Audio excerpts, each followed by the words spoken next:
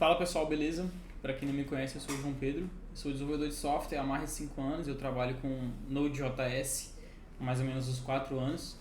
Bom, o intuito dessa série de videoaulas aqui é ensinar os conceitos básicos de Nest, né? Que é o framework de Node que mais cresce aí no momento e vem ganhando bastante espaço no mercado, né? Muitas empresas têm optado por utilizar Nest.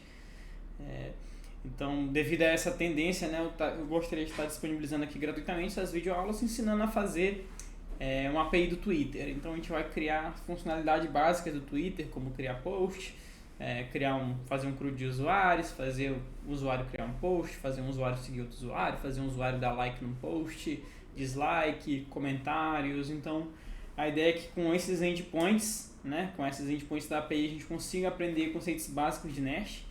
E minha ideia aqui, eu não sou nenhum especialista em Nest, tá? Eu tenho até pouca experiência, né? Menos de 2, 3 anos trabalhando com Nest. Mas eu já atuei em vários projetos profissionais que estão em produção hoje, que utilizam Nest.js. Então, acho que dá pra gente explorar legal aqui alguns conceitos. E eu vou seguir muito fiel esse tutorial ao que diz na documentação do Nest, tá? Claro, isso é com todos os frameworks em todo tipo de desenvolvimento back-end, né? Você não é obrigado a fazer as coisas 100% igual à documentação, mas nesse caso eu vou fazer para a gente seguir as melhores práticas que a própria documentação do Nest recomenda para a gente. Então, esse tutorial aqui ele vai ser um pouco focado em profissionais de Node.js que já tenham experiência com Node.js, que saibam criar APIs, que saibam o básico ali de Node, de como configurar as coisas, e que não tem ou tem pouca experiência com Nest, né, e que gostaria de conhecer o Nest. E eu realmente acho que é muito proveitoso para todo o dev do ecossistema Node estar bem familiarizado com os conceitos de Nest. Então beleza, sem mais delongas, né, sem muita enrolação, vamos começar. Então, como eu mencionei, eu quero que a gente siga ao máximo a documentação do Nest. Então, né, aqui ele tem uma seção de introdução que ele fala que Nest ele combina elementos de desenvolvedor de JavaScript puro com programação orientada a objeto, programação funcional, funcional reativa, e ele, apesar dele ser um framework, né, ele também utiliza o Express e o Fastify por debaixo dos panos, né, que são os frameworks mais notórios assim do ecossistema de Node, né, que tem dominado por mais tempo aí o número de downloads lá no NPM. O Express e o Fastify realmente são as maiores ferramentas para fazer servidores HTTP.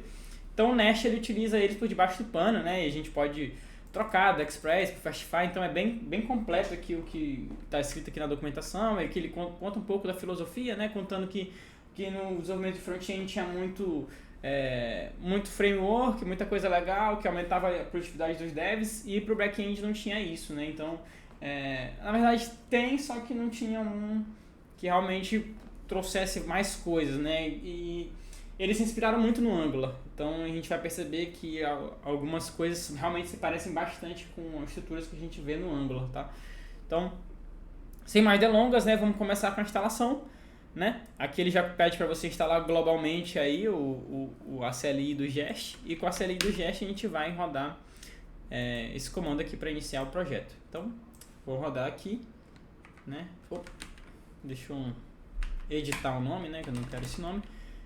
Vamos dar um nome aqui de Twitter Nest Tutorial. Aqui ele vai perguntar qual package manager a gente quer usar, né, npm, yarn ou pnpm. Desses três, o que eu mais utilizo é o pnpm, né, mas vamos utilizar o npm, porque eu acho que ele é o mais básico, né, eu acho que todo mundo conhece. Então, como objetivo vai ser mais acessível, eu acho que vamos começar com o npm. Então, como a gente pode perceber aqui, ele já criou vários arquivos aqui para nós. Já criou aqui a parte do projeto, criou arquivo de configuração de lint, criou arquivo de configuração de prettier, já criou um readme default aqui pra gente, algumas configurações da CLI do Nest, né? Ele já criou o package para nós, e esse package ele já vem com alguns scripts, então isso é interessante. Criou configurações de JavaScript, de build também, e criou também alguns componentes do Nest básico aqui, né? Como criou um controller, um módulo e uma service. Criou um arquivo de main, né, que vai chamar o bootstrap da aplicação. E ele criou uma configuração aqui de teste, e criou um teste end-to-end aqui pra gente. O legal aqui ele também criou um teste unitário. Então o legal do Nest é que ele é bem bem focado em facilitar o desenvolvedor a conseguir desenvolver testes, porque testes é útil praticamente em todos os projetos. Então, pela minha experiência profissional, praticamente todos os projetos onde eu olhei ou atuei, todos têm uma alta cobertura de teste e um rigor, né? Questão mesmo de decisões de direção mesmo, diretriz da empresa de ter coverage alto de teste. Então, isso aí é mais uma das vantagens da gente utilizar Nest ao invés de a gente estar utilizando Vanilla Node, né? Que é o mais comum hoje em dia. Então, beleza, ele criou aqui pra gente, agradece a gente por instalar, né? Vamos entrar aqui na pasta. Vamos abrir aqui com o nosso editor, nosso IDE, nosso VS Code. Né? Como eu mencionei previamente, né? Só comentando aqui, arquivo de configuração de TS, de configuração de build do TS, ele criou um README já interessantezinho aqui para nós, né? Iniciar o projeto, rodar os testes, o site do Nest, o Twitter do autor, algumas informações básicas, né? Algumas configurações de CLI do Nest, com a pasta source, a pasta root do projeto, né? Configuração de prettier, criou aqui um git ignore meio que default pra gente e algumas configurações de lint. Também já criou uma pasta de teste, que contém o teste end-to-end, né? O Nest já está ensinando a gente como é que a gente pode fazer testes end-to-end na nossa aplicação. Então aqui esse teste bate na rota default, né? Como um get e espera receber um 200, então bem interessante já que ele já configura isso pra gente. E aqui de baixo para cima, né? O arquivo de main, né? Que faz o bootstrap da aplicação, ele basicamente só chama essa função e essa função ela chama uma função create que vem do Nest, né? Vem dentro do core do Nest e a gente passa por parâmetro um módulo. O módulo é um conceito, um pilar do Nest JS, então é impossível trabalhar em Nest sem entender o conceito de módulo, né? Então mais pra frente a gente vai comentar melhor o que é um módulo.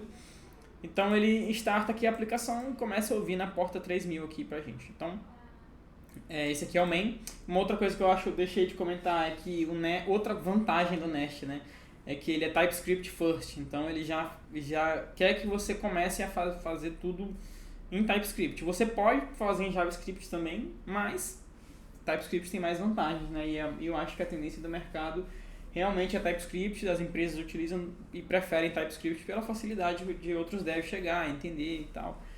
Então, enfim, já vem configurado aqui todos os arquivos como TS. Aqui ele cria uma service padrão para nós, né? E aí esse injectable também é um dos pilares do Nest.js, que é basicamente providers que vão ser injetados em controllers para resolver coisas, né? Então, quando eu for mostrar o exemplo, a gente vai conseguir entender melhor. Aqui tem o módulo, que é praticamente o coração aí do Nest, né? E aqui o service, o módulo e o controller, vocês podem perceber que eles três são classes, né? Ó, classe e classe. Só que todas essas classes, eles têm o que a gente chama de decorator, né? Que é um conceito de TypeScript e que o Nest aproveita aqui para dar algumas propriedades para as classes. Então, por exemplo, essa classe aqui, eu posso colocar qualquer nome para ela. Mas se ela tiver esse decorator, ela vai ser um módulo reconhecido pelo Nest. Então, é muito interessante isso. E vamos falar um pouquinho sobre o que é um módulo, né? Então, como eu falei, eu gosto da gente sempre olhar aqui a documentação. Então, basicamente, o que ele está dizendo aqui é o seguinte. O módulo, ele é um cara que vai organizar a tua aplicação e vai organizar a injeção de dependência para ti, na tua aplicação. Então, é mais uma coisa que o Nest faz para ti, de graça, que tu teria que fazer no Node Vanilla, né? Então, ele já resolve isso para você. Então, no Application Module, né, que é o módulo root do projeto, a gente vai colocar os módulos da aplicação, que são, como o próprio nome diz, são módulos, né? O módulo de usuário, no nosso caso, o módulo de post, o módulo de seguir, o módulo de like.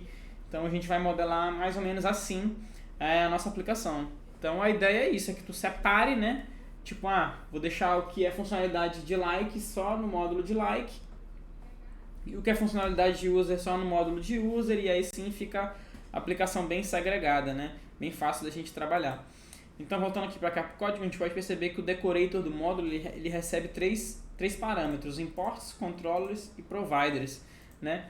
No caso aqui a gente está utilizando controllers no array, né? Aqui eu posso colocar vários controllers, que a gente vai criar novos controllers para a aplicação. Então eu vou criar um array aqui de controllers e eu vou colocar dentro desse array E a gente também tem esse array de providers, né? Que é qualquer coisa que tem esse decorator injectable, né? Que é uma coisa que precisa ser injetada em outra. Nesse caso, o Nest ele já dá um exemplo perfeito pra gente, né? Que tipo, ele já dentro aqui do arquivo de controller, a gente pode perceber que ele tem um constructor, né, da classe, e nesse constructor ele recebe aqui uma app service como parâmetro. Mas tu fica pensando assim, pô, mas quem é que faz isso? Quem é que faz a instância de fato da app service? O Nest faz isso pra gente debaixo dos panos, porque ele já sabe o que precisa do que baseado no módulo. Então ele já injeta a dependência da app service na app controller porque está escrito aqui dentro do módulo. Então, pô, é uma mão na roda e vocês vão ver que isso vai facilitar a nossa vida também na hora de criar teste. Então, na hora de criar teste, a gente não precisa se preocupar com injeção de dependência, porque o Nest ele já faz isso pra gente. Então, o Nest é realmente muito poderoso nesse quesito de tipo assim, a filosofia deles é que tu gaste menos tempo pensando na estrutura e mais tempo pensando na regra de negócio. Então, dando essas ferramentas pra gente, eles conseguem permitir com que a gente consiga fazer o desenvolvimento de forma bem ágil, né? Focando só na funcionalidade, porque a estrutura quem cuida é eles. Então, beleza. Service é o que vai ser injetado, Module é o que vai organizar o que vai ser injetado em que, e o controller geralmente recebe as injeções, mas também não é só o controller que recebe, né? A gente pode ter injeção de dependência na service, a gente pode ter injeção de dependência numa camada de repository que a gente ainda não vem desenhado aqui no Nest, mas a gente vai descer para esse nível. Então é bem interessante o tanto de coisa que o Nest tem a oferecer pra gente. Então beleza. Agora o nosso próximo objetivo é, ao meu ver, se conectar com o banco. Então eu vou criar aqui a gente vai utilizar nessa aplicação do Twitter um banco Postgres, né? E o objetivo aqui, como é ser simples e focado em Nest, eu vou criar via Docker pra gente um banco e a gente vai subir sempre ele via Docker. Então vou criar aqui um docker compose.yaml e aqui dentro eu vou estar copiando aqui alguns comandos, porque eu acho que o objetivo aqui não é a gente ensinar Docker, né, nem nada, mas tem como você subir bancos assim no Docker. Posso subir a própria aplicação também dockerizada. Então basicamente eu colei aqui um arquivo de configuração básico que vai chamar uma service chamada devdb, que vai utilizar o Postgres 13, né, mapeado para a porta 5434. E aqui eu defini algumas variáveis de ambiente, como user, que é admin, e a senha eu botei admin também, e o nome do banco, que aqui eu botei TwitterDB. Então a gente tem já isso configurado, então basta a gente rodar aqui apenas um comando, que ele já vai criar esse banco pra gente. Basta a gente rodar o comando de criar o volume do Docker. Então a gente vai ter que vir aqui, Docker create Docker volume create, e aqui a gente chama o nome que a gente deu aqui em cima no volume, volume Postgres SQL. Então fala aqui, joga aqui, iniciado, Docker compose up para subir o container e -d porque eu quero que não seja anexado ao meu terminal, né? Eu quero que fique desatachado do terminal. Então já está rodando. Ele deu um problema aqui porque eu já estou utilizando essa porta aqui por causa de outro branco que eu subi. Eu vou corrigir isso aqui rapidão. Opa, então beleza, matei outra aplicação que estava rodando e agora tenho aqui já o nosso banco de dados já está configurado. Aí para a gente testar, né, a gente pode escolher nosso editor aqui padrão, dbiver, e a gente, vou deletar aqui, vamos fazer uma nova do zero, para a gente ver como é que faz aqui. Então basicamente cria aqui, new connection, Postgres, next, que database a gente bota o mesmo nome que a gente deu aqui, TwitterDB. Username a gente bota o nome que a gente colocou lá, admin, já podemos testar. Falhou, será que eu digitei algo errado? Admin.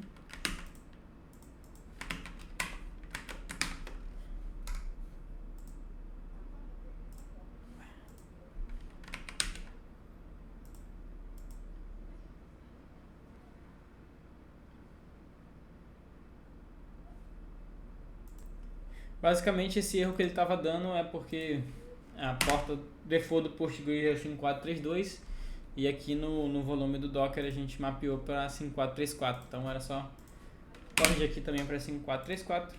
Pronto, conexão testada. E aqui ele já criou o banco para a gente. Então, banco de dados não vai mais ser um problema. E agora vamos pensar já no ORM, né? Então, no ecossistema de Node, não é muito comum a gente ver as pessoas fazendo queries diretas, conexões diretas com o banco, né? Geralmente se opta por utilizar ORMs. Então, tem vários ORMs que são populares no ecossistema de Node. O mais antigo, o dinossauro, seria o Sequelize, né? Talvez hoje o mais utilizado seja o Type ORM, mas também tem o Micro ORM, que é um ORM muito bom. E o ORM que eu vou estar utilizando para esse tutorial, que também vai ser, eu vou explicar um pouco sobre ele, né? Vai ser um tutorial também nesse ORM, vai ser o Prisma. Então a gente vai estar utilizando o Prisma como o nosso ORM para conectar com o banco. Então, como eu mencionei, né? Acho que é mais interessante a gente seguir tudo pela documentação do Nest. Então aqui dentro da documentação do Nest, se a gente pesquisar por Prisma, ele já tem aqui o artigo pra gente de como configurar o Prisma. Isso é legal do Nest, ó, porque ele já tem como configurar o Sequelize, como configurar o Mongoose, como configurar o Type, o MicroRM. Então ele é bem interessante, já ensina pra gente basicamente tudo que a gente tem que fazer. Então basicamente o que a gente vai precisar fazer é instalar o Prisma, né? Vamos instalar aqui na máquina. Com o Prisma instalado, a gente vai testar, né? Ver se a instalação deu certo. Se aparecer alguns comandos é porque deu certo, né? Então deu certo. E agora a gente vai iniciar o nosso projeto Prisma. E reparem que é interessante. Aqui na parte esquerda das pastas, vocês vão perceber que ele vai criar uma nova pasta ali dentro. Então ele criou uma nova pasta, Prisma. Nessa pasta Prisma ele criou um arquivo esquema.prisma. Para quem não conhece o Prisma Prisma ele não trabalha muito com entidades, né? Ele trabalha ele centraliza tudo num arquivo só. Então é aqui que a gente cria as nossas tabelas do banco.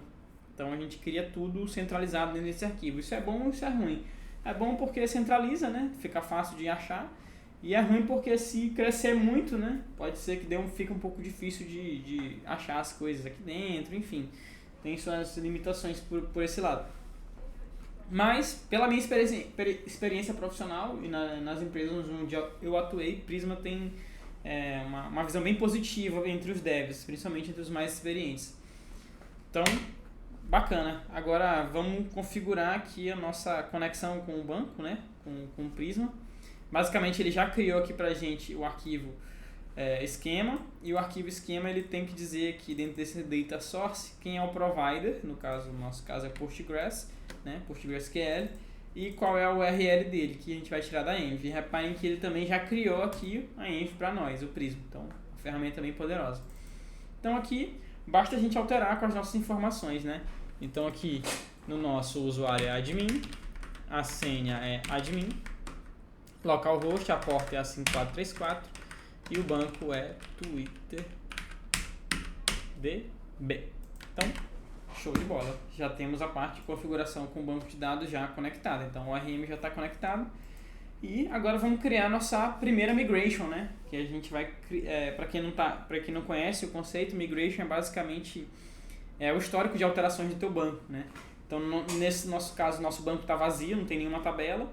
Então, a gente vai criar uma migração para criar uma tabela para a gente. Então, vamos criar a tabela mais simples que a gente vai... A tabela mais simples e a mais importante que a gente vai precisar para o sistema aqui do Twitter, que é a tabela de usuário. Então, model user. E aqui vai ser o nome da tabela lá no banco. E aqui a gente vai dar o nome dos campos.